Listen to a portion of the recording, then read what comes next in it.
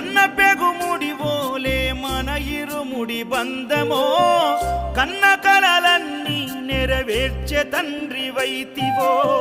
రెప్పచాటు కన్నీళ్ళే కష్టాలను మోసెరో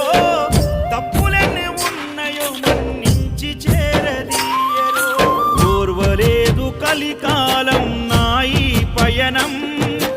ఆపలేదు పలికిన నోరారా శరణం